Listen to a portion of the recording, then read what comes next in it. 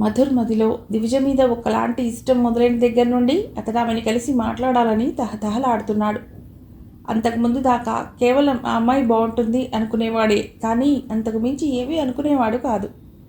మొదటి రోజు నుండి ఆమె పట్ల ఒక ఆకర్షణ మధుర్కి ఉన్నమాట వాస్తవం. దివిజ ఇంటి దగ్గరే ఉంటుందని తెలుసు, కానీ కలుసుకోలేని పరిస్థితి. ఆమె పట్ల ఆకర్షణ ఉంది, కానీ ఆమె అలవాట్లు అభిరుచులు ఏమీ అతడికి తెలియవు. సుదర్శన్ ద్వారా ప్రయత్నిస్తే అతనికి చాలా విషయాలు తెలుస్తాయి, కానీ అలా చేయటం అతడికి ఇష్టం లేదు. రోజులు గడుస్తున్న కొద్దీ దివిజ మీద ఆశలు అతడి గుండెల్లో గూడుగట్టుకుంటున్నాయి. ఏమిటి, ఏం వేడుకుంటున్నావు సీరియస్గా అని అడిగింది దివిజ. ఏం లేదు అని చెప్తున్న మధుర్ ఆనందానికి అవధులు లేవు. దివిజ వద్ద తన మనసులోని మాట చెప్పే ముందు దేవుడి ఆశీర్వచనం అవసరం అనుకున్న మధుర్ గుడికి వెళ్ళాడు. దర్శనం పూర్తయి బయటికి వచ్చి గుడి ప్రాంగణంలో నిల్చుని గోపురం వైపు చూస్తూ కోరికని మరొక్కసారి చెప్పుకొని తీర్చమని స్మరించుకున్నాడు కళ్ళు మూసుకొని. ఇంకొకసారి వేడుకొని కళ్ళు తెరిచేసరికి ఎదురుగా దివిజ కనిపించింది. ఆనందంతో ఉక్కిరి అవుతున్నాడు. దేవుడి మహిమ అంటే ఇదేనేమో అనిపించింది మధుర్కి.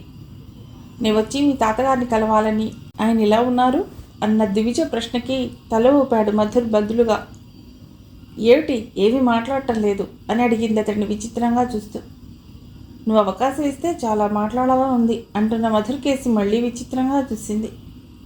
ఇస్తావా అని అడిగాడు. తెల్లటి చుడిదార్ వేసుకుని ఉన్న దివిజ నుదుటిన బొట్టు కింద కుంకుమరేఖతో పట్టుకుచ్చు లాంటి కుర్లతో అచ్చం జాబిలమ్మలా ఉంది. చెప్పు అని అడిగింది. ఆ వెంటనే గుడిలో గంట మోగింది. అంతకంటే మంచి సమయం మరొకటి రాదని గొంతు విప్పబోయాడు. మనసులోని భావాల్ని మాటల ద్వారా బయటపెట్టడం అంత తేలికైన పని కాదని అర్థమైంది. ఎప్పుడూ జీవితంలో ఎదుర్కోని సందర్భం ఫలిస్తే చిరకాలం మిగిలిపోయే జ్ఞాపకం, మనసులో అలలై పొంగే ప్రేమ ప్రవాహాన్ని, తను అనుభవిస్తున్న తీయని వేదనని తెలియజేసేదెలా? అతడి గుండె వేగంగా కొట్టుకుంటోంది. అరగంట సేపు ఏ ఆలోచనలు బుర్రలోకి చొరబడనివ్వక ప్రశాంతంగా గడిపాడు. ఎక్కడలేని ధైర్యం వచ్చింది. అతడు మౌనంగా ఎందుకున్నాడో అర్థం కాక, చెప్పు మధుర్ అని మళ్ళీ అడిగింది. నువ్వంటే నాకు ఇష్టం దివిజ, నేను నిన్ను ప్రేమిస్తున్నాను, పెళ్లి చేసుకోవాలని అనుకుంటున్నాను అని తడుముకోకుండా చెప్పేశాడు. దివిజ నివ్వెరపోయింది. ఇదా మధుర్ చెప్పదలుచుకున్నది అనుకుంది. ఇదంతా యోగి వినలేదు కదా అని ఒక్కసారి వెనక్కి తిరిగి చూసుకుంది. మాట బయటపెట్టి మనస్సు తేలికపరుచుకుని ఆమె అభిప్రాయాని కోసం వేచి చూస్తున్నాడు మధుర్. అంతకుముందు ఒక సందర్భంలో యోగికి తనకు జరిగిన మాటలు మధుర్ని చూశాక గుర్తొచ్చి మధుర్ని యోగికి పరిచయం చేయాలనుకునే అతన్ని పలుకరించింది. తీరా మధుర్ని పలుకరించాక సందర్భం తారుమారైంది. తమ పెళ్లి శుభలేఖను మొదట గుడిలో ఇవ్వటానికి వచ్చారు, కుటుంబాలతో సహా కలిసి యోగి దివిజలు. ఆమె అక్కడికి వచ్చిన పరిస్థితి వేరు, ఎదురైన పరిస్థితి వేరు. అందువల్ల వెంటనే నాకు పెళ్లి కుదిరింది అన్నమాట మధుర్కి చెప్పలేకపోయింది దివిజ. నాకు తెలుసు ఇది కాస్త విచిత్రంగానే ఉంటుంది నీకు, కానీ నేను చాలా ఆలోచించుకుని నన్ను నేను చాలా ప్రశ్నించుకుని ఆ తర్వాతే నీ దాకా తీసుకొచ్చాను. టైం తీసుకుని ఆలోచించు ప్లీజ్ అన్నాడు మధుర్. మధుర్ అది కాదు అని దివిజ నోరు విప్పేసరికి మధుర్ ఫోన్ మోగింది. చెప్పు అన్నాడు. ముందు ఫోన్ చూడు. పర్వాలేదు చూడు, ఎవరు చేశారు? మధుర్ ఫోన్ తీసి ఆన్సర్ చేశాడు. మధుర్ నువ్వు వెంటనే బయలుదేరిరా, శశి ఆత్మహత్య చేసుకుంది అంటున్న తల్లి మాటలు వినిపించాయి. ఒక్కసారి అదిరిపడ్డాడు. మధుర్ ఇచ్చిన షాక్ నుండి దివిజ ఇంకా తేరుకోలేదు. ఏమైందో ఆమెకు తెలియదు. ఫోన్ రాగానే పరుగులాంటి నడకతో బయటికి వెళ్ళిపోయాడు అతడు. తనకు పెళ్లి కుదిరిపోయిందని, శుభలేఖలకి పూజ చేయించడానికి కాబోయే భర్తతో కలిసి గుడికొచ్చినట్టు అతడికి వివరంగా చెప్పాలనుకుంది. కానీ ఆ ఫోన్ రావటంతో అదేదీ కుదరలేదు. దివిజ యోగి పిలుపు వినబడి ఆగి వెనక్కి తిరిగి చూసింది.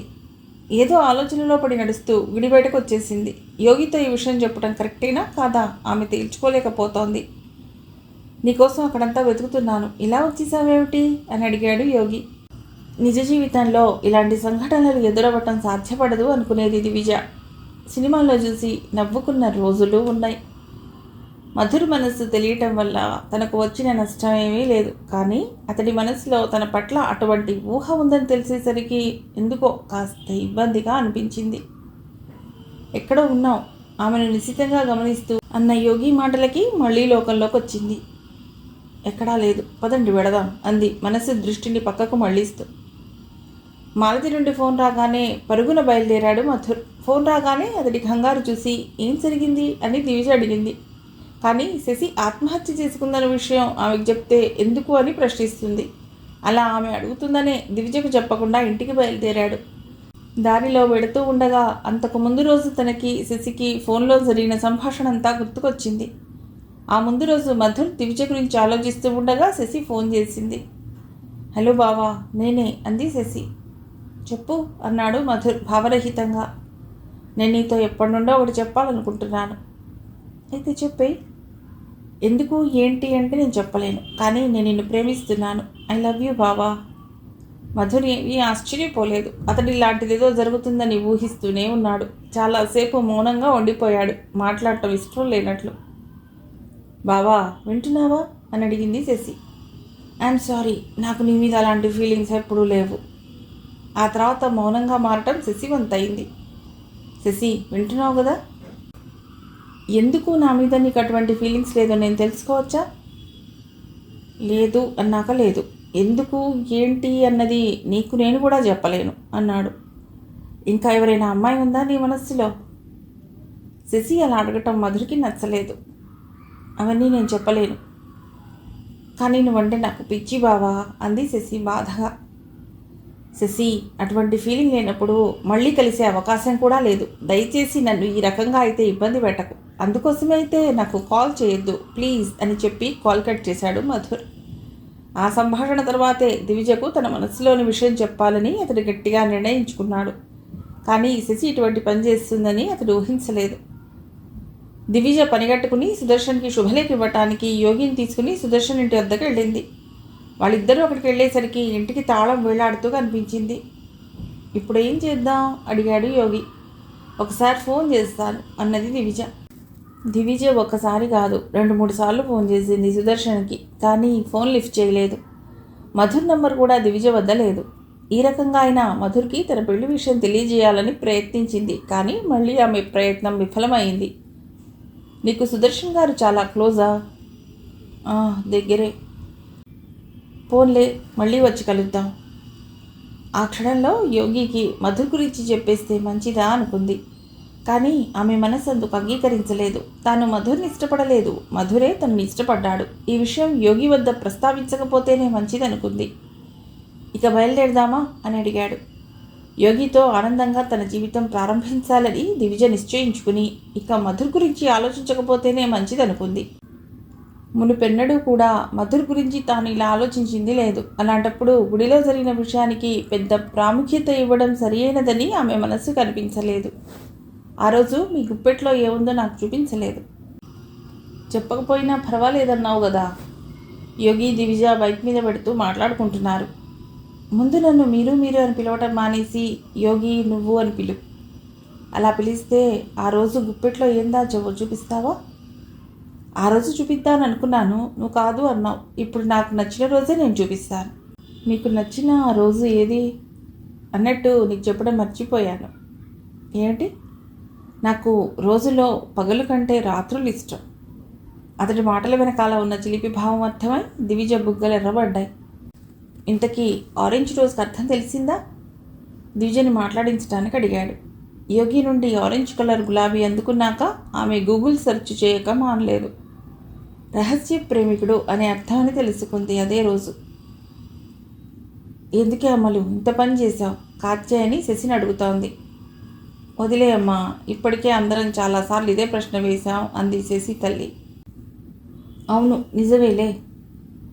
నీకేదైనా అడగాలనిపిస్తే తెలుసుకోవాలని అనుకుంటే నీ మనవడు మధుర్ని అడగమ్మా. కాత్యాయని సుదర్శన్లు మాత్రమే కాదు, శరత్, మాలతి, మధుర్ అందరూ శశి ఇంట్లోనే ఉన్నారు. ఆ రోజు మాలతి నుండి ఫోన్ వచ్చాక మధుర్ ఆదరా బాదరాగా శశి వాళ్ళ ఊరు చేరుకునేసరికి అక్కడ అతడి తల్లి, తండ్రి కూడా ఉన్నారు. అసలు వారిరువురు అక్కడ ఎందుకున్నది అతడికి అంతుపట్టలేదు. తల్లి చెప్పిన మాట విని శశి శరీరాన్ని మాత్రమే చూడగలను అనుకున్నాడు. తీరా అతడు అక్కడికి చేరుకునేసరికి శశిని హాస్పిటల్ నుండి ఇంటికి తీసుకొస్తున్నారు. శశి నిద్రమాత్రలు మింగే ముందు అందుకు కారణమైన విషయాలను ఉత్తరంలో రాసింది. మధుర్ తల్లిదండ్రులు అంతకుముందే శశికి మధుర్నిచ్చి పెళ్లి చేయాలి అన్న అభిప్రాయాన్ని వ్యక్తం చేయడానికి అక్కడికి వచ్చారు. శశి తన భావాన్ని మధుర్ వద్ద వ్యక్తపరిచి అతడు కూడా అలాగే అనుకుంటున్నట్టు చెప్తాడు అని ఊహిస్తూ శరత్, మాలతి కూడా అదే ఆలోచనలో ఉన్నట్టు మధుర్కి సర్ప్రైజ్గా చెబుదామని అనుకుని అతడికి ఫోన్ చేసింది. కానీ మధుర్ అభిప్రాయం తెలుసుకున్న శశి జరిగిందంతా ఉత్తరంలో రాసి నిద్రమాత్రలు మింగేసింది. అదృష్టవశాత్తు ఆమెను దక్కించుకోగలిగారు. శశిని ఎందుకు చేసుకోనన్నావు అని మాలతి మాధుని నిలదీసింది. మేనత్త ఇంట్లో తల్లి ఆ విధంగా ప్రవర్తించడం మధురికి నచ్చలేదు. దివిజ నుండి ఏ రకమైన స్పందన లేకపోవడంతో ఆమె పేరు బయటపెట్టడం ఇష్టం లేక, తల్లిదండ్రుల వద్ద విషయాన్ని చెప్పలేక, దాచలేక, వారితో వాదించలేక మధుర్ నానా అవస్థలు పడ్డాడు. చెప్పరా చెప్పు, మాలతి కొడుకుని గదమాయించింది. పిల్లల్ని తన కంట్రోల్లో పెట్టుకుంటున్నాడనుకుంటూ ఎప్పటికప్పుడు తన ఇష్టాన్ని చెల్లించుకుంటుంది మాలతి. తల్లిని తప్పితే మరొక స్త్రీని మధుర్ ఎరుగడు. అందుకే దివిజ అతడికి ప్రత్యేకంగా కనిపించింది. నేను వేరే ఒక అమ్మాయిని ప్రేమిస్తున్నాను అన్నాడు మధుర్ ధైర్యం చేసి. ఏమిటి అంటూ కళ్ళెరజేసి అతడి మీద విరుచుకుపడింది మాలతి. కొడుకు తనని ఎదురు చెప్పడాన్ని ఆమె తట్టుకోలేకపోతోంది. అవును, నేను తననే పెళ్లి చేసుకుంటాను అని మొండిగా చెప్పాడు మధుర్. ఇక ధైర్యంగా తన అభిప్రాయాన్ని వెల్లడించకపోతే జీవితాంతం బాధపడవలసి వస్తుందని తెగించి చెప్పాడు. అది తన ఆడపడుచు ఇల్లని కూడా మర్చిపోయి తలని గోడగేసి కొట్టుకోవడం మొదలెట్టింది మాలతి. శరత్, తన ఆడపడుచు, ఆమె భర్త ఎవ్వరు వారించినా ఆమె లక్ష్య పెట్టలేదు. అమ్మా అంటూ మధుర్ కూడా తన వంతు ప్రయత్నం చేశాడు. అడ్డులే అని వెళ్ళి ఒక పదునైన కత్తి తెచ్చి మధుర్ చూస్తూ ఉండగా చేతి మడికట్టు మీద కోసుకుంది మాలతి. అసలే ఆమె డయాబెటిక్. కళ్ళల్లో నీళ్లు తిరిగాయి మధుర్కి. ఇటువంటి మనుషుల మధ్య తను ఎందుకు పుట్టాడని అతడికి చాలా బాధ కలిగింది. తల్లి తన మనస్సుని కోరి బలిదీస్తుంటే ఎదురు బాధించలేక ఆమె పట్టుదలని, ఇంగిత జ్ఞానం లేని ఆమె వయస్సుని చూస్తే మధుర్కి అసహ్యం వేసింది. అతడు తప్పక ఒప్పుకోవటానికి తన ప్రాణాల్ని సెంటిమెంట్గా పెట్టి కొడుకుని భయపెట్టేలా చేసింది. కానీ మాలతికి తెలియదు, తన పట్ల కొడుక్కి ఉన్నది భయం కాదు, అసహ్యం అని. తల్లి మీద ఏ భావం అయితే ఉందో శశి మీద కూడా అతడికి అదే భావం ఉంది. తను కాదు అన్నంత మాత్రాన ఆమె ఆత్మహత్య చేసుకోవాల్సిన పని లేదు కదా అని అతడి అభిప్రాయం. ఇలాంటి తత్వం గల స్త్రీ తన భాగస్వామిగా సరిపోదు అని అతడు అనుకున్నాడు. అమ్మకి ఎదురు చెప్పకురా మధుర్ అంటూ మాలతిని అప్పటికప్పుడు హాస్పిటల్కి తీసుకుని వెళ్ళాడు శరత్. ఈ విషయాలు కాత్యాయని, సుదర్శన్లకు కూడా తెలియటంతో వాళ్ళు పరుగు పరుగున అక్కడికి చేరుకున్నారు. ఈ హడావుడిలోనే సుదర్శన్ తన ఫోన్ని ఇంట్లో మర్చిపోయాడు. తోరణాలు, పసుపురాట, అగ్నిహోత్రం, వేదమంత్రాలు, అక్షితలు, ఆశీర్వచనాలతో ఆడంబరంగా దివిజ యోగిల పెళ్లి కన్నుల పండుగగా జరిగింది. ఆ మరుసటి రోజు గిఫ్ట్లు చూస్తుండగా భుజం మీద ఎవరో తట్టినట్టే చుటుక్కున వెనక్కి తిరిగింది. ఒక చిన్న పాప ఉంది. ఆ పాప ఎవరో కాదు, దివిజ వాళ్ళ బంధువుల పాపే. ఏంటని దివిజ ఆ పాపని ప్రశ్నించింది. పెళ్ళికొడుకు ఇమ్మన్నాడు అంది ఆ పాప అందమైన తెలుపు రోజా పూల బొక్కేను దివిజ చేతికిస్తూ. అందరూ దివిజ వంకే కుతూహలంగా చూస్తున్నారు. బయటికి వెళ్దాం, వస్తావా అని రాసి ఉన్న స్లిప్ అతికించి ఉంది ఆ బొక్కేకి. దివిజకి అది చదువుతూనే పెదవులు విచ్చుకున్నాయి. చాలా ఉత్సాహంగానూ, కొత్తగానూ, చిత్రంగానూ అనిపిస్తోంది జీవితం. ఆమె వెళ్ళటానికి సంసిద్ధమైంది. కానీ ఎలా తను అతడి కోసం అలా పరితపించిపోతోందో ఆమెకు అర్థం కాలేదు. అది మంత్రాల మహిమో, యోగి మహిమో మరి. నా మీద అందరికీ కోపంగా ఉందని నాకు తెలుసు. ఇప్పటి వరకు ఏవైతే జరిగాయో అది నా మనసును కూడా చాలా హర్ట్ చేశాయి. నన్ను మామూలు అవనివ్వండి అని సుదర్శన్ కుటుంబం అంతా ఉన్న వాట్సాప్ గ్రూప్లో ఒక మెసేజ్ పెట్టాడు మధుర్. అతను మొదట అన్నీ మర్చిపోయి ఆఫీస్కి వెళ్ళదలుచుకున్నాడు. తల్లికి, శశికి కూడా ఆరోగ్యం మామూలు అవటంతో మేనత్త ఇంటి నుండి బయలుదేరి సుదర్శన్ ఇంటికి వచ్చేశాడు. షష్ఠిపూర్తి జరిగాక ఇంట్లో వాళ్ళందరికీ దిష్టి తగిలిందని ఆ కుటుంబ సభ్యులు భావిస్తున్నారు. సుదర్శన్ కుటుంబానికి ఏకైక మనవడు మధుర్ గురించి కొందరు బాధపడుతుంటే శశి గురించి మరికొందరు బాధపడుతున్నారు. అతడు ఒక్కడే వచ్చాడు. సుదర్శన్ కానీ కాత్యాయని కానీ అతడితో కూడా రాలేదు. రాత్రి అవుతుండగా ఇంటికి చేరుకున్నాడు. పెద్ద తుఫాను వచ్చిన ప్రాంతంలాగా అతడి మనస్సు వల్ల కల్లోలంగా ఉంది. ఇంతలో సుదర్శన్ ఫోన్ మోగి మోగి ఆగిపోయింది. మధుర్ వెళ్ళి ఫోన్ ఎత్తుదామనుకునేసరికి వచ్చిన కాల్ కట్ అయిపోయింది. అప్పుడే అతడు నోటిఫికేషన్స్ చూశాడు. దివిజ నుండి 3 మిస్డ్ కాల్స్ ఉన్నట్లు. ప్రేమిస్తున్నానని చెప్పి కనిపించకుండా పోయిన నా గురించి దివిజ ఏమనుకుంటుందో, నా బాధని కేవలం తనతో మాత్రమే పంచుకోగలనేమో అని తనలో తానే అనుకున్నాడు. పెద్దలు పద్ధతిగా ఏర్పాటు చేసిన మొదటి రాత్రి నాడు కిలకిలమంటూ నవ్వులు, వేళాకోళాల మధ్య అలసిన మేనుతో ఈరోజే హడావిడిగా వైవాహిక జీవితాన్ని ప్రారంభించడం నాకు ఇష్టం లేదు. నువ్వు నేను మాత్రమే ఉండే ప్రదేశానికి వెడదాం అని చెప్పాడు యోగి దివిజతో. ఆమెకు అదే సరైనదిగా తోచింది. హనీమూన్. పచ్చటి ప్రాంతం వెచ్చగా స్వాగతం పలుకుతూ ఆహ్వానించింది. చీకటి దట్టంగా పరుచుకుంటూ దగ్గరగా ఉన్న పరిసరాలను కనుమరుగు చేస్తూ దూరాన ఉన్న చంద్రుణ్ణి చుక్కల సహితంగా దగ్గర చేస్తోంది. అంతులేని నింగి, అందాల చందమామ, అందరాని చుక్కలని చూస్తూనే ఉండటం అద్భుతమైన అనుభవం. ఒంటరిగా వీక్షిస్తూ కనుల నిండుగా ఆ అనుభవాన్ని చేజిక్కించుకునేది దివిజ. ఎప్పటికప్పుడు కొత్తగానే ఉండే ఆ అనుభవాన్ని వదులుకునేందుకు అస్సలు ఇష్టపడేది కాదు. ఇప్పుడు చుక్కలు, చందమామతో పాటు యోగి కూడా ఉన్నాడు ఆమెతో. ప్రతిరోజు కొత్తగా, సరికొత్తగా ఉంటూ కానవచ్చే అనుభవాన్ని అనుభవిస్తుంటే ఎప్పుడు చూసేదేగా, పాతదేగా అంటూ మనసు తీయగా మూలుగుతోంది. చూపులు చుక్కల చుట్టూ గిరికీలు కొడుతూ ఉంటే ఆలోచనలు ఎప్పుడూ చుక్కలేనా అంటూ దుప్పటి కప్పుకుని ముసుగేసుకున్నాయి.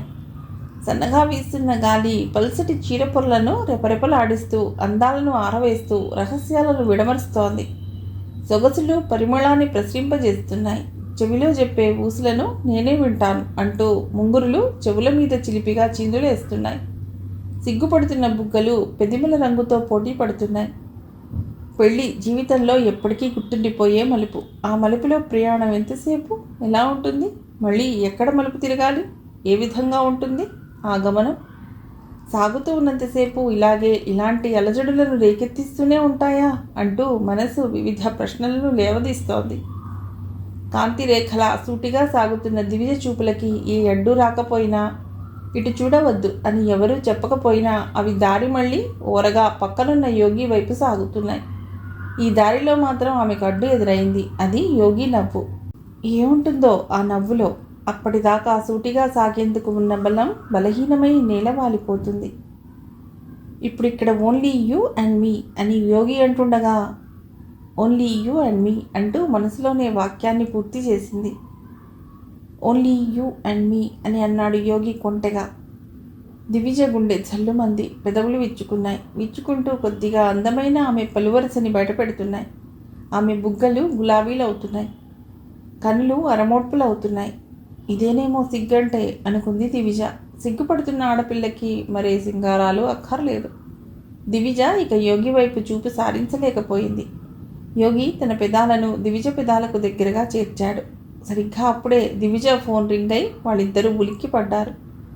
ఫోన్ సైలెంట్లో పెట్టడం మర్చిపోయాను అంది దివిజ తప్పు చేసినట్టు. మోగిన ఫోన్ ఆగిపోయింది. ఇప్పటికైనా సైలెంట్లో పెట్టు అన్నాడు యోగి. దివిజ చేతిలోకి తీసుకోగానే మళ్ళీ మోగనారంభించింది. సుదర్శన్ గారి కాలింగ్ అని డిస్ప్లే అవుతూ ఉంది. ఇద్దరూ కాస్త అప్రమత్తమయ్యారు. యోగి, దివిజ ఒకరి మొహాలు ఒకరు చూసుకున్నారు. పెద్దాయన ఈ వేళప్పుడు ఎందుకు చేస్తున్నారో ఆన్సర్ చేయి అన్నాడు యోగి. దివిజ కూడా అది నిజమే అనిపించింది. హలో అంది దివిజ కాల్ ఆన్సర్ చేయగానే. హలో దివిజ, నేను మధుర్ని మాట్లాడుతున్నాను అన్న మధుర్ మాటలు వినగానే గుండె ఆగినంత పని అయింది. మధుర్ ఆ వేళప్పుడు ఫోన్ చేస్తాడని ఆమె ఊహించలేదు కదా. పైగా సుదర్శన్ గారి ఫోన్ నుండి చేయడంతో మరింత కంగారుకి లోనైంది. చెప్పు మధుర్, ఏమైంది అని అడిగింది కంగారు పడుతూ. యోగి దివిజ వైపు చూశాడు వెంటనే. థ్యాంక్స్ దివిజ, నేను చేశానని తెలిసినా కంటిన్యూ చేస్తున్నందుకు. ఏమైంది అసలు, నువ్వెందుకు ఫోన్ చేశావు? ఆ రోజు గుడిలో అలా చెప్పి వెళ్ళిపోయాను కదా, ఆ రోజు ఏం జరిగిందో చెప్పడానికి కాల్ చేశాను. మీ తాతగారు ఎలా ఉన్నారు అది చెప్పు. ఆయన బాగానే ఉన్నారు, నేనే బాగాలేను. ఈ టైంలో కాల్ వచ్చేసరికి నేను చాలా కంగారు పడ్డాను. సారీ. ఇట్స్ ఓకే, నేను తర్వాత మాట్లాడతా. కానీ నాకు నీతో మాట్లాడాలని ఉంది. దివిజ, మనం ఎక్కడికైనా వెళ్ళి పెళ్లి చేసుకుందామా? మధుర్, నీకు పిచ్చి పట్టిందా? అవును, నేను అలాంటి ప్రపంచంలోనే ఉన్నాననిపిస్తోంది. నాకు నచ్చిన మనుషులు నా చుట్టూ లేరు. దివిజ క్షణం కూడా ఆలస్యం చేయకుండా కాల్ కట్ చేసింది. ఆ వేళప్పుడు అటువంటి ఫోన్ ఆమెకు చాలా చిరాకు కలిగిస్తోంది. ఏమైంది దివిజ? యోగి అడిగాడు. మళ్ళీ సుదర్శన్ కాలింగ్ అంటూ ఫోన్ మోగింది. దివిజ వెంటనే కట్ చేసింది. అరే, ఎందుకు కట్ చేశావు? ఫోన్ చేస్తున్నది సుదర్శన్ గారు కాదు, మధుర్ అనేసింది. అయితే కట్ చేయడం ఎందుకు? ఈ టైంలో ఎందుకనా లేక అని అన్నాడు ఎప్పట్లా మామూలుగానే నవ్వుతూ. మధుర్ నీకు లవ్ ఎక్స్ప్రెస్ చేసినందుకా అని అడిగాడు. దివిజ విస్తుపోయి చూసింది. అంటే ఆ రోజు నాతో మాట్లాడటం యోగి వినేశాడన్నమాట అనుకుంది. చెప్పు అని అడిగాడు మళ్ళీ. దివిజ సమాధానం చెప్పబోయేంతలో మళ్ళీ మధుర్ నుండి ఫోన్ వచ్చింది. ఈసారి ఆమె స్విచ్ ఆఫ్ చేసేసింది. అవును, అతడు అలా చెప్పినందుకే ఇప్పుడు కూడా పిచ్చి పిచ్చిగా ఏదో మాట్లాడుతున్నాడు. రిలాక్స్, నీ మనసు పాడు చేసుకోకు. ఆమె మనసు నిజంగానే పాడైపోయింది. మధుర్ మీద ఆమెకు చాలా కోపంగా ఉంది. ఎవరైనా ఈ వేళప్పుడు కాల్ చేస్తే ఏమనుకుంటారు? బుద్ధి జ్ఞానం లేదు. ఇప్పుడు ఫోన్ చేసి ఏదేదో మాట్లాడుతున్నాడు అని చెప్తోంది. ఇప్పుడు ఏమైంది? కాస్త సెన్స్ ఉండాలి కదా. అతడు నీకు ప్రపోజ్ చేసిన ఫిల్టర్ పెట్టుకుని మాట్లాడుతున్నావు నువ్వు.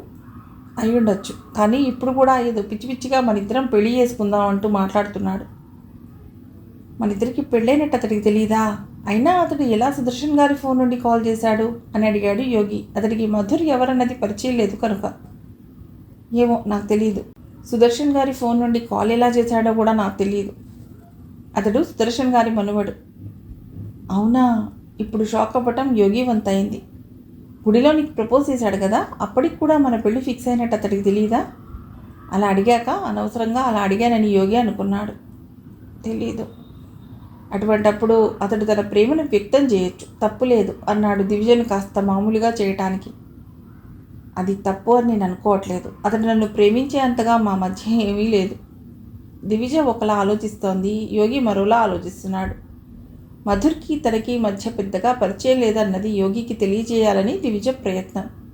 మధుర్ ప్రపోజ్ చేసినంత మాత్రాన అతన్ని తప్పుగా దివిజ చూడక్కర్లేదని ఆమెకు చెప్పాలని యోగి ప్రయత్నం. ఒకవేళ ఉండుంటే? అరే, మీతో మ్యాచ్ ఫిక్స్ అయిపోయాక నేనేం చేయగలను? దివిజ సమాధానంతో యోగి ఒక్క నిమిషం మౌనంగా మారాడు. ఒకవేళ కాకపోయి ఉంటే అని అడిగాడు చాలాసేపు ఆగాక. అయిపోయింది కదా, అదే చెప్తున్నా. అలా ఫిక్స్ అవ్వకపోయి ఉంటే? అయినా సరే కాదని దాన్ని అని చెప్పింది కోపంగా. అటువంటి సమయంలో ఎక్కడి నుండో వచ్చిన ఫోన్ కాల్ని పట్టుకుని ఇంత సంభాషణని సాగిస్తూ ఉండటం ఆమెకు అస్సలు నచ్చడం లేదు. మొదట నువ్వు కాసేపు రిలాక్స్ అవ్వు అని యోగి వెళ్ళి పడుకున్నాడు. దివిజకు ఎక్కడలేని దుఃఖం వచ్చి తన తల్లిదండ్రుల వద్దకు వెళ్ళిపోవాలనిపించింది. ఇదిగో అంటూ బాత్రూమ్ నుండి బయటకు వస్తున్న దివిజకి కాఫీ మగ్ అందించాడు యోగి. నిద్ర పట్టిందా అడిగాడు. లేదు, చాలాసేపటి వరకు నిద్ర రాలేదు. మీరు వెంటనే నిద్రపోయారు కదా. ఉదయం అంతా చాలా చోట్ల తిరిగాం కదా, అందుకే నిద్ర వచ్చేసింది. కాసేపటి వరకు ఇద్దరి మధ్య మాటలు లేవు. యోగి తనంతటి తానే ప్రారంభించాడు. నిన్న నేను చెప్పాలనుకున్నది ఒకటే దివిజ, మధుర్ ఫోన్కి నువ్వు అంత ఇంపార్టెన్స్ ఇవ్వనక్కర్లేదని. అది ఎలా మీరు చెప్పగలరు? సడన్గా ఫోన్ చేసేటప్పుడు ఏదో అలా మాట్లాడితే? నేను కూడా అలా చాలాసార్లు ఏదో మాట్లాడాను కదా. ప్లీజ్, మిమ్మల్ని తనతో కలపొద్దు. అంటే నా ఉద్దేశం, మధుర్కి నీకు పెళ్ళయిందన్న విషయం తెలియక అలా మాట్లాడుంటాడు కదా అని. నువ్వు ఎందుకు అర్థం చేసుకోవని. నాకు మధుర్ అంటే ఇష్టమే లేదని మీకు చెప్పాలన్నది నా ప్రయత్నం. సుదర్శన్ మాటల వల్ల ఆమెకు అతడి కుటుంబంలో ఎవ్వరి పట్ల సదభిప్రాయమే లేదు. యోగికి దివిజకి అర్థమయ్యేలా ఎలా చెప్పాలో పాలుపోవటం లేదు. తను చెప్పాలనుకున్నది ఒకటి, ఆమె అర్థం చేసుకుంటున్నది ఇంకొకటి. దివిజకి ఎలా చెప్పటం అని కాసేపు ఆలోచించి, అది నాకు తెలుసు, లేకపోతే నన్ను చేసుకోగదా అని. నేను నీకు ఏం చెప్పాలి అనుకుంటున్నానంటే, ఇలా కాదు, నన్ను ఎందుకు చేసుకున్నావు చెప్పు అని అడిగాడు. ఆ సంభాషణని ఎంత పొడిగించటం ఆమెకు నచ్చడం లేదు. మా అమ్మ నాన్న మిమ్మల్ని చూస్ చేశారు కాబట్టి. ఇక విసుగొచ్చి ఆమె ఆ మాట అంది. అది ఒక రకంగా నిజం కూడా. ఏయ్, నిజం చెప్పు అని అడిగాడు. నిజమే యోగి.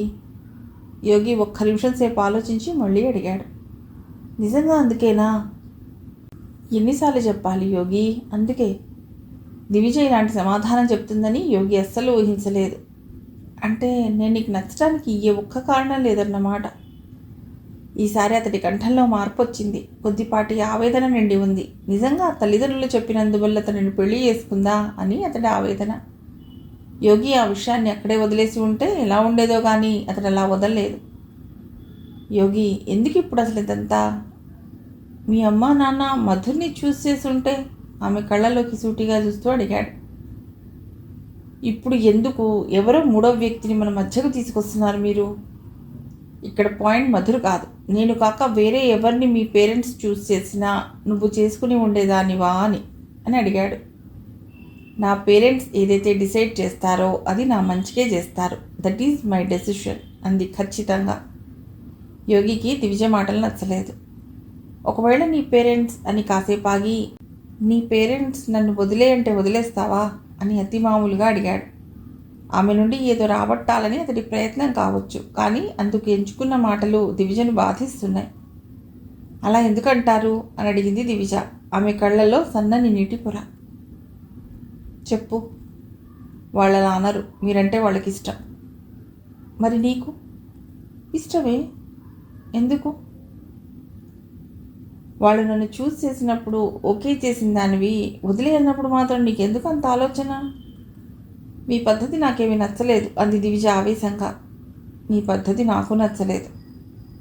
ఎందుకు అంటూ కొద్దిగా అరిచింది. నేను ఏదైతే చెప్పాలనుకుంటున్నానో అది అర్థం చేసుకునే ప్రయత్నం చేయట్లేదు కాబట్టి. మీరు ఏదైనా ఇప్పుడే ఎందుకు చెప్పాలి? అవును, నాకు అతడు నచ్చలేదు. మా అమ్మ నాన్న చూపించినందువల్లే మీరు నచ్చారు. అయితే ఏమిటిప్పుడు? ఆ మాటలు మాట్లాడుతున్న దివిజ కళ్ళు నీటితో నిండి పరుగుగా మారాయి. బయటికి ఉబికి వస్తున్న నీటిని వేళ్లతో తుడుచుకుంటోంది. నేను ఏడిపిస్తున్నట్లు ఆ ఏడుపెందుకు?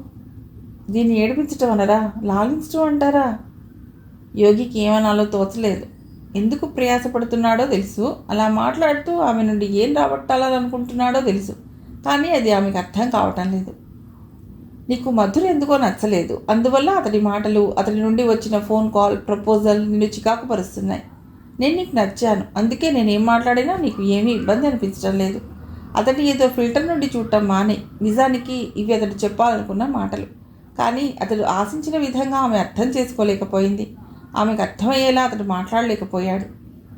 మనలాగానే ఇతరులు ఉంటారని మనిషి ఎప్పటికప్పుడు భ్రమపడుతూ ఉంటాడు. ఇప్పుడు యోగి పరిస్థితి కూడా అదే. దివిజని మాట్లాడించటం అవివేకమా, అనవసరమా? అర్థం కాలేదు యోగికి. నేను వెళ్ళిపోతాను మా అమ్మ వాళ్ళ దగ్గరికి అంది దివిజ. యోగి దివిజ నుండి ఈ స్పందనని అస్సలు ఊహించలేకపోయాడు. వాళ్ళిద్దరి మధ్యన మాటలు ఇంకో రకంగా ఎందుకు మళ్ళాయో కాలానికే తెలియాలి. దివిజ ఫోన్ స్విచ్ ఆఫ్ రావటంతో మధుర్కి చెప్పలేనంత బాధ కలిగింది. ఏం చేయాలి? తల్లి మనసు ఎలా మార్చాలి అంటూ అతడి మనస్సు ప్రశ్నలను కురిపిస్తోంది. మాలతికి శశికి ప్రమాద స్థితి తప్పి కుదుటపడి వాళ్ళు బాగానే ఉన్నారు. ఎవరి దగ్గర తన మనస్సు వెల్లడించి ఎవరితో తన బాధ పంచుకోవాలో తెలియని మధుర్ అనారోగ్యంగా తయారవుతున్నాడు. ఎవరికి తన బాధ చెప్పుకోగలడు అని ఆలోచించిన మధుర్కి సుదర్శన్ గుర్తుకొచ్చాడు. ఏదో ఆశ చిగురించినట్లు అయ్యింది. కానీ అంతలోనే ఆ చిగురుటాకు రాలిపోయింది. సుదర్శన్ వల్ల కూడా ఏమీ జరగదని అనిపించింది. తన తల్లి ముందర ఎవరి సిఫార్సులు పనిచేయవని అతడికి తెలుసు. దివిజకు తనకు పెళ్లి జరగాలి అంటే శశి అంతట శశే తప్పుకోవాలని అనుకున్నాడు. వెళ్ళినంతలోనే దివిజ, యోగి ఇంటికి తిరిగి వచ్చేయడంతో సౌభాగ్య అంత తొందరగా వాళ్ళు ఎందుకు తిరిగి వచ్చారని ఆశ్చర్యపోయింది. యోగి ఎప్పట్లాగానే మామూలుగా ఉన్నాడు. కానీ దివిజ మాత్రం చాలా విచారంగా కనిపించింది. యోగి, కాఫీ తీసుకొస్తాను అంటూ లోపలికి వెళ్ళబోయింది సౌభాగ్య.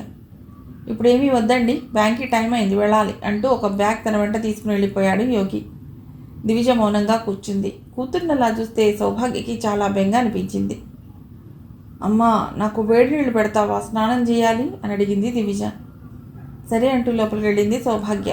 విషయం ఏమిటో నెమ్మదిగా అడగొచ్చని సౌభాగ్య అప్పుడు ఏమీ మాట్లాడక స్నానానికి అన్నీ సిద్ధం చేసింది. వేడి నీళ్లు శరీరాన్ని తాకుతుంటే కాస్త ప్రశాంతంగా అనిపించింది. అప్రయత్నంగా కళ్ళ నుండి నీళ్లు జాలువారాయి. ఒక్క మగ్గుతో నీళ్లను తల మీద పోసుకుంటూ కళ్ళు మూసుకుంది. ఎందుకో ఎనలేని దుఃఖం వచ్చింది. బాత్రూంలో ఉన్న ఈ కాసేపు తనకు ఈ వ్యధ. బయటికెడితే తన బాధ తల్లితో పంచుకోవచ్చనుకుంది దివిజ. త్వరగా స్నానం ముగించి బయటకు నడిచింది. సౌభాగ్య తల తుడుస్తుంటే, అమ్మా, నాన్నని నువ్వు పెళ్ళి ఎలా చేసుకున్నావు అని అడిగింది దివిజ. అదేం ప్రశ్నే అంది సౌభాగ్య. అది కూడా ప్రశ్నే అని తల్లి కేసు చూసి చెప్పు అని అడిగింది దివిజ. డిగ్రీ చదువుకుంటున్నప్పుడే మీ నాన్న పెళ్లి చూపులకు వచ్చారు. వసే, మీ నాన్న కాదు చదువుకుంటున్నది, నేను. చూసుకుని వెళ్ళిపోయి పిల్ల నచ్చిందని చెప్పారు. మా నాన్నగారు కూడా మీ నాన్నలాగానే నీ ఇష్టం అన్నారు. కానీ నాకు నచ్చలేదన్నాను నేను. ఆ తర్వాత నా పేరుతో ఉత్తరం వచ్చింది మీ నాన్న నుండి. అందుకే ఒప్పేసుకున్నాను. నాన్న ఏమని రాశారు ఉత్తరంలో? నన్ను చేసుకుంటే చదువు ఆపవలసి వస్తుంది అన్న అనుమానం అయితే నేను హామీ ఇస్తున్నాను. నేను మీ ఇష్టాలను గౌరవిస్తాను. మీరు తర్వాత కూడా చదువుకోవచ్చు అని రాశారు అని చెప్పింది సౌభాగ్య. కానీ మొదటి పరిచయంలోనే మీరు ఒకరినొకరు ఎలా నమ్ముకోగలిగారు? నన్ను ఏరి కోరి ఎందుకు చేసుకోవాలని అనుకున్నారో మీ నాన్న నాకు తెలియదు, కానీ ఒక్క పరిచయంలోనే నా మనసును అర్థం చేసుకున్నారు చూసావా, అందుకు ఆయన నాకు నచ్చారు. దివిజ ఆలోచనలో పడింది. సౌభాగ్య దివిజని అప్పుడే వచ్చేసారేమిటి, ఎందుకు, ఏమైంది, ఇలాంటి ఒక్క ప్రశ్న కూడా అడగలేదు. కానీ ఆ ప్రశ్నలన్నీ సాయంత్రం వచ్చిన చక్రధర్ అడిగాడు. నాకు అక్కడ క్లైమేట్ పడలేదు అని అబద్ధం చెప్పింది దివిజ. ఆమె లేని 2 రోజులు వాళ్ళు ఎంత బెంగపడింది చెప్పుకొచ్చాడు చక్రధర్. మాటల మధ్యలో అడిగింది దివిజ, నాన్న మీరు అమ్మని ఎందుకు చేసుకోవాలని అనుకున్నారు అని. మీ అమ్మ నాకు నచ్చింది కనుక అన్నాడు చక్రధర్. కానీ ఎందుకు? అలా తను వేసిన ప్రశ్న తనకి యోగిని గుర్తు చేసింది. అతడు తనని అదే అడిగాడు, కానీ ఆమె ఏమీ చెప్పలేకపోయింది కదా. తండ్రి ఏం చెప్తాడా అని ఆత్రంగా ఎదురు చూస్తోంది. అప్పట్లో ఇంత చదువుకున్న అమ్మాయిలు తక్కువ, అందువల్ల నేను మీ అమ్మని కావాలని చేసుకున్నాను. నాకు చదువన్నా చదువుకునే వాళ్ళన్నా చాలా గౌరవం అన్నాడు చక్రధర్ పాత జ్ఞాపకాలని ఒక్కసారి గుర్తు చేసుకుంటూ. అప్పుడు కూడా తండ్రి చదువు పేరు చెప్పడంతో చటుక్కున ఆమె పెదవుల మీదకు నవ్వు దూసుకొచ్చింది. రాత్రి దివిజ నిద్రపోతుండగా వచ్చింది సౌభాగ్య. ఏమిటమ్మా అడిగింది దివిజ. ఆ ప్రశ్న అడగవలసింది నేను అంది సౌభాగ్య. అమ్మా అని సంశయిస్తూ ఆగిపోయింది. చెప్పు అని నొక్కి అడిగింది. యోగి ఎందుకు రాలేదు ఇక్కడికి? నాకు తనకి చిన్న ఆర్గ్యుమెంట్ వచ్చింది. ఏమిటది? అంతా మధుర్ వల్ల అని తల్లికి జరిగిందంతా చెప్పింది. సౌభాగ్యకు పరిస్థితి అంతా అయోమయంగా అనిపించి ఉన్నది ఉన్నట్టు లేచెళ్ళి చక్రధర్కి విషయం చెప్పొచ్చింది. పెళ్లికి ముందులాగా దివిజ యోగికి కానీ యోగి దివిజకు కానీ కనీసం వాట్సాప్ మెసేజ్ కూడా చేసుకోలేదు. మర్నాడే దివిజను తీసుకుని చక్రధర్ సౌభాగ్య యోగి ఇంటికి వెళ్ళారు. ఏమా దివిజ ఇప్పుడు ఎలా ఉంది? యోగి చెప్పాడు నీకు అసలు బాగోలేదని, అందుకే నేను డిస్టర్బ్ చేయకూడదని కనీసం ఫోన్ కూడా చేయలేదు నిన్న అంది విశాల. అలా అడుగుతూనే కోడలి భుజం చుట్టూ చేయి వేసి లాలనగా లోపలికి తీసుకెళ్ళింది. ఇప్పుడు బాగానే ఉంది అని బదిలిచ్చింది దివిజ. విశాల మాటల వల్ల యోగి ఇంట్లో ఏమీ చెప్పలేదని అర్థం చేసుకున్నారు దివిజ ఆమె తల్లిదండ్రులు. ఆ రోజు ఆదివారం కావటం చేత యోగి కూడా ఇంట్లోనే ఉన్నాడు. యోగితో విడిగా మాట్లాడటానికి వీలు చిక్కుతుందేమోనని చక్రధర్ ఎంతో ఎదురు చూశాడు, కానీ అటువంటి సందర్భం రాలేదు. వదిన గారు రేపు ఒకసారి యోగిని దివిజని మా ఇంటికి పంపించండి అని సౌభాగ్య అడిగింది విశాలని. అదేమిటండి ఈవేళ తీసుకొచ్చి రేపు పంపించమంటున్నారు అన్నాడు చంద్రశేఖర్. అబ్బే ఏమీ లేదు, ఒక చిన్న మొక్కుంది, ఒక్క 2 గంటల్లో వెనక్కి వచ్చేస్తారు. ఇక మేము వస్తాం అని చెప్పి దివిజను అక్కడే వదిలేసి వాళ్ళిద్దరూ తిరిగి బయలుదేరారు. దివిజ పరాయిదాన్లా ఓ పక్కన కూర్చుని ఉండగా రెస్ట్ తీసుకో అన్నాడు యోగి ఆమె దగ్గరికి వెళ్ళి. అతడి మొహంలో ఎప్పటిలాగానే చిరునవ్వు. ఆ నవ్వు నలుగురికి పరిమితమై 4 గోడల మధ్య మాయమవుతుందా అనిపించింది దివిజకి. వెళ్ళమ్మా చంద్రశేఖర్ విశాల ఇద్దరూ ఒకేసారి అన్నారు. దివిజ యోగి వెనకాలే వెళ్ళింది. యోగి ఒక్కసారి ఆమె కళ్ళకేసి పరిశీలనగా చూస్తూ రాత్రంతా నిద్ర లేదా అడిగాడు. ఒక్క రాత్రి కాదు 2 రాత్రుల నుండి నిద్ర లేదు అంది ముభావంగా. ఇంటికి వచ్చాక తనకి దివిజకి మధ్య జరిగింది ఒకసారి గుర్తు తెచ్చుకుంటే తన తప్పు కూడా ఉందనిపించింది యోగికి. దివిజకి అప్పుడే ఏదో అర్థం అవ్వాలి అని, అతడు చేసిన ప్రయత్నం వల్లే ఇదంతా జరిగిందని కూడా యోగి గిల్ట్ ఫీల్ అవుతున్నాడు. అప్పుడే వచ్చేసావే అని అడిగాడు అల్లరిగా, మునుపటిలా మామూలుగా ఉండటానికి. మా అమ్మ వాళ్ళు వెళ్ళిపోమన్నారు అంది దివిజ కావాలని. తప్పు లేదు, ఐ డిజర్వ్ ఇట్. ఇలాగే ఉండు కోపంగా, ఎన్నాళ్ళు ఉంటావో చూస్తాను. జరిగింది ఆంటీ వాళ్ళకి తెలియదా? అతడు ఆ గది నుండి వెళ్ళిపోతూనే అడిగాడు దివిజని. మన మధ్య జరిగేవన్నీ తెలుసుకోవాలనుకుంటే మనని అంత దూరం ఎందుకు పంపుతారు అన్నాడు యోగి. జరిగిన దాని పట్ల బాధ చిరాకు ఏమీ లేదు యోగిలో, ఎప్పటిలాగా హాయిగా హుషారుగా ఉన్నాడు అనుకుంది దివిజ. సర్లే నువ్వు ఇక పడుకో అంటూ అక్కడి నుంచి వెళ్ళబోయాడు. మరి నేను మీకు ఎందుకు నచ్చాను? ఇప్పుడు కాదులే, ఇంకోసారి చెప్తా. చెప్పకుంటే ఎలా తెలిసేది అంది గట్టిగా. అవన్నీ చెప్పటానికే ఆ రోజు గుప్పెడు తెరవమన్నాను, కానీ నువ్వే తెలుసుకునే ప్రయత్నం చేయలేదు. అయినా ఇప్పుడు ఎందుకు నీకు ఆ విషయం? తెలుసుకున్నాక నన్ను ఇష్టపడతావా? మీరంటే ఇష్టం లేదని నేను ఎప్పుడైనా చెప్పానా? చెప్పలేదు, కానీ మీ నాన్న వాళ్ళకి నచ్చాను కాబట్టి నేను నీకు నచ్చాను. ఇక వేరే చెప్పక్కర్లేదు నువ్వు నేను నీకు నచ్చలేదని అని చెప్పి ఏమనుకున్నాడో మరి. ఒక్క క్షణం ఆగి, ఒక మనిషి ఇంకొకరికి నచ్చడానికి పెద్ద రీజనింగ్ లాజిక్ అవసరం లేదు. అవతలి మనిషి సమక్షంలో మనం హ్యాపీగా ఉంటే చాలు. ఓపెన్గా ఉంటే చాలు. అంటే ఇప్పుడు నేను మీతో ఏ విషయంలో ఓపెన్గా లేను అని మీ ఉద్దేశం? ఇదిగో ఈ మిస్అండర్స్టాండింగే నాకు నచ్చడం లేదు.